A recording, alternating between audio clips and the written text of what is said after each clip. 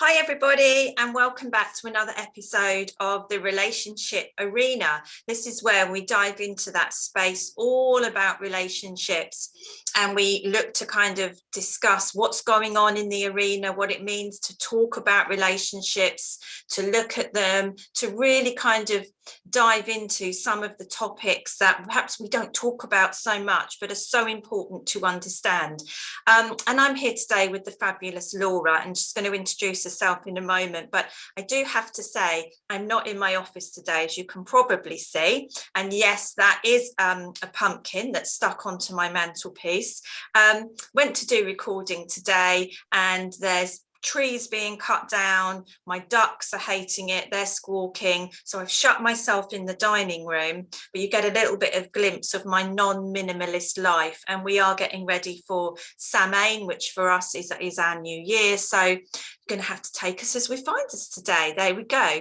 But welcome, Laura, and thank you so much for coming into the arena with me. So firstly, tell our viewers a little bit about yourself and the work you do. So hi Ali, thanks so much for having me here. It's really lovely to be here talking about relationships with you all. So I'm an energetic therapist, and I work with the subtle body, which is really the parts of the body that we don't necessarily see, or not all of us see, some of us can. So our auras, our chakras, our meridians, the energy that runs, through our bodies and affects our lives. So I work with clients using the subtle energy to really look at any unresolved trauma and helping clients live a healthier, happier life. And I do this really through three ways, so three sort of different modalities. One is one-to-one chakra work. Mm-hmm. Another one is a shamanic, non-touch, non-drug crystal dreaming therapy. And then I offer healing group meditations. So I had an awakening experience in India in 2014, and that really did change my life. I felt very called to go on a retreat to India. I didn't really know why. I wasn't at all aware of what I'd expect when I got there. And I found myself in an ashram for 10 days, doing a lot of spiritual practice and really working on myself. And since then, my life has been completely transformed into one of joy, service, and love. And so I'm really passionate about sharing these tools that I've learned with those that are ready to embark on their healing journey. Oh, it's fabulous. So Laura and I, we haven't known each other very long, and we've had a previous kind of chat, but I think the one thing that we agree on is however you work with your clients, what we're really working on is that relationship, isn't it, with themselves, and how that relationship is impacting and rippling out into the wider world. And so, when you talk about the work that you do, which is just wonderful, in terms of the approach that you take, what do you feel are the things about the relationship with self that clients are in conflict or struggling, or what comes up for you a lot when you're working with clients? Well, I think most people really don't love themselves, really, don't. And I think that's a cultural thing. I think we're not brought up to believe that truly loving ourselves and loving all aspects of ourselves is okay and good enough. I think we very much learn that some things are good and some things are bad. So, like the good girl syndrome. So, people pleasing, making other people feel comfortable. And, that some people have fall into that very easily, and that has its own issues. And other people that doesn't fit so easily with have their own issues of thinking, well, I'm not nice, I'm not liked, I'm not this. So really, I think, if I could think what my work is in, simplified, is really to help people love themselves and love every aspect of themselves.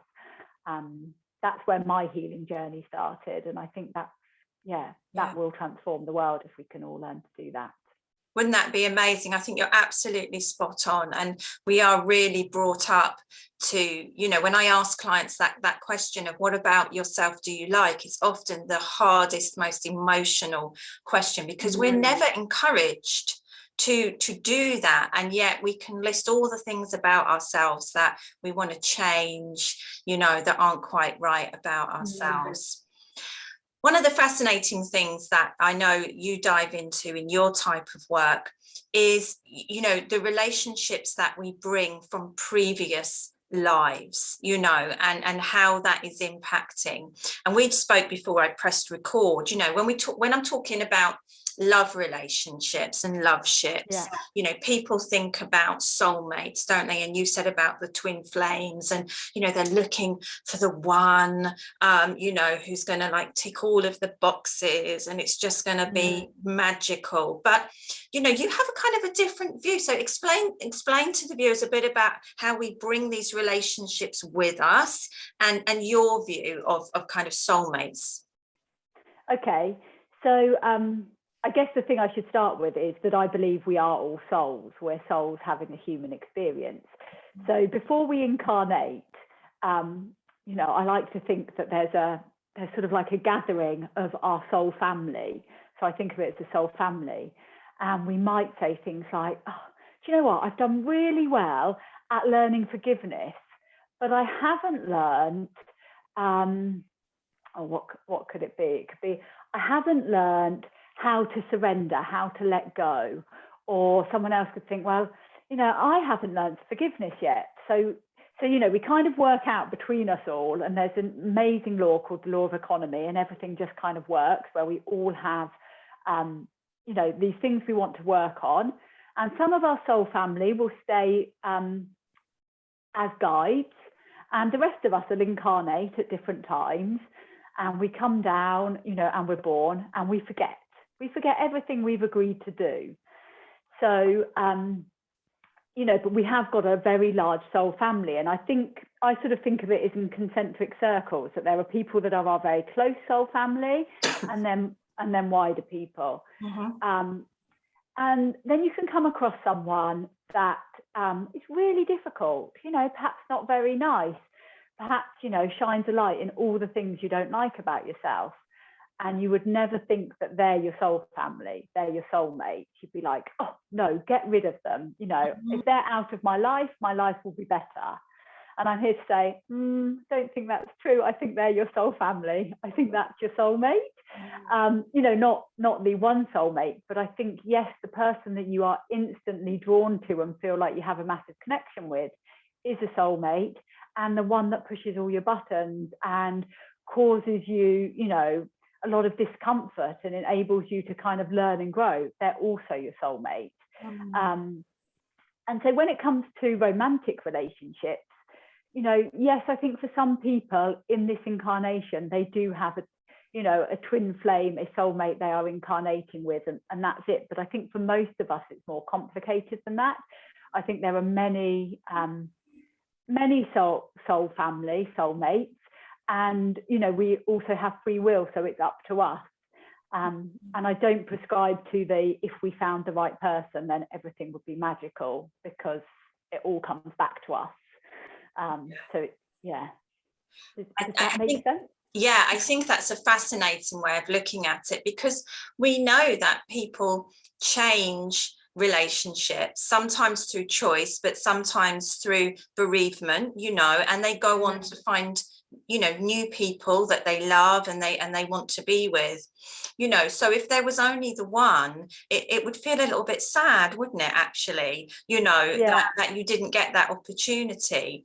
So I think it's a wonderful way of thinking about the people that are in your lives, and what you are actually learning, you know, from them is fascinating, because I see so many clients that just want to meet the one person, you know, the right person. And they just know that, like you say, that's going to just change. If I could just find them, then everything would be better. But you're bringing all that baggage with you, aren't you? You know, yeah, you're bringing yourself into the relationship.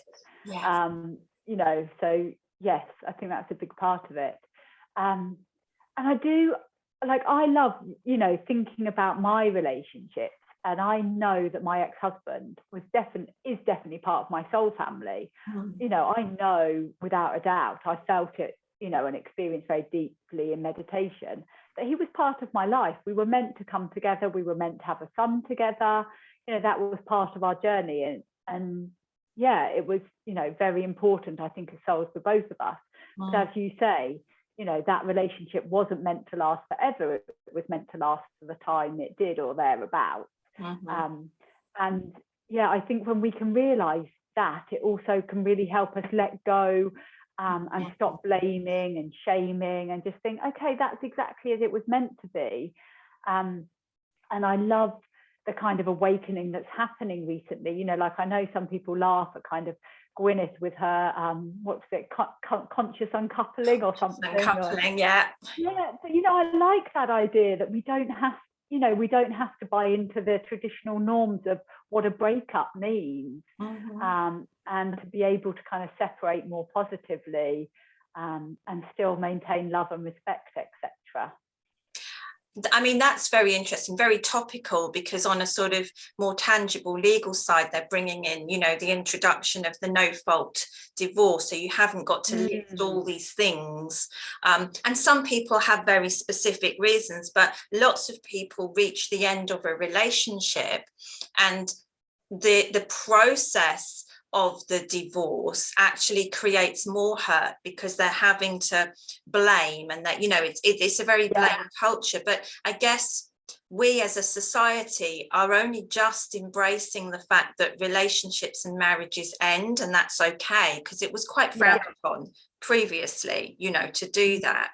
But yeah, so it's interesting that there's this whole shift, isn't there, about how you can actually settle, you know, in a more amicable way. So tell us a bit more about, you know, your experiences, and you know, you went off to India, and what, you know, what you really took from that and what you've been learning. Oh, okay. So, I mean, the big thing that happened when I went to India, so for those that haven't been to a Hindu temple in India, which I guess is most people, there are very long ceremonies, kind of like 2-3 hours, where the priest or the avatar is performing like devotional ceremonies to the gods and goddesses, and the energy is really heightened. So sometimes it would be wonderful. I could sit there and I could you know, meditate and have all these visions, and I thought this was wonderful as a new to all this, that, you know, I kind of was open to different worlds. And other times I just see all the stuff in my life that wasn't quite how it should be. But the thing that really stuck out is, you know, I just said at one point, what am I doing here? Why have I come? You know, that, and I got clear as a bell, you're here to learn to love yourself. And it was like, wow, okay. And that was over 7 years ago. And that journey isn't complete, you know, and I don't know if it'll ever be complete in this lifetime. You know, it's certainly progressed a long, long way. But it's been an amazing journey. And the most powerful tool I think I've had, and that I then use with my clients, is inner child work. So really helping people understand that innocent, vulnerable part of themselves, and what their desires are, what their needs are, and helping them to meet those needs and love those parts of self, and really start that conversation with the self. Like, I often now talk to myself, ask myself what I need, what I want. You know, when I find myself being a bit judgmental or a little bit narky or snappy, I can be like, oh, what's going on for you, Laura? You know, like, and sort of delve in a bit deeper and listen, like, it's just big listening to the self. So in meditation, like, while it's very much a guided meditation, and I talk throughout leading clients on journeys, there is often a space of listening to the self, because that's, you know, I think the real power of meditation is deep listening. And there isn't one truth that's going to be the same for all of us, because we're all completely unique and different. So yeah, understanding ourselves so that we can have the deepest, best relationship with ourselves, I think is key. And meditating is a really good way to start listening to yourself. And, you know, I love that. And, you know, I think to make it sort of, you know, people are watching and going, oh, meditating, I'm not very good at that. I just want to say to you all watching, we're all having conversations with ourselves. So don't pressure yourself that you've got to just be sitting and being still. I mean, it's a wonderful experience, but think about the conversations that are constantly going on in your head anyway, and just start kind of engaging a bit more in those conversations, because your subconscious is constantly bringing stuff up, and constantly, you know, when you do free writing and you look at what comes out on the paper, you know, where stream of consciousness just comes out there, this is going on all the time in your head. So, you know, think about it maybe that way if you've never had that discussion, you know, and see what's going on. Yeah, I think that's such a great point, because we do have this voice and we're often not aware of it, and it's there running in the unconscious, and awareness is the first key to changing it. And when we've got that inner critic that's constantly telling us we're not quite good enough, or we've made a mistake, or, you know, and when we don't even know that's going on because it's very quiet. So once we can become aware of it, it can be a bit like, interesting, my inner voice isn't very kind. Can I change that? Yeah. And then, you know, really learning sort of self-love through that. Like, you know, I love the idea of picturing myself as a toddler that's learning to walk, because, you know, we're all trying new stuff, learning and growing.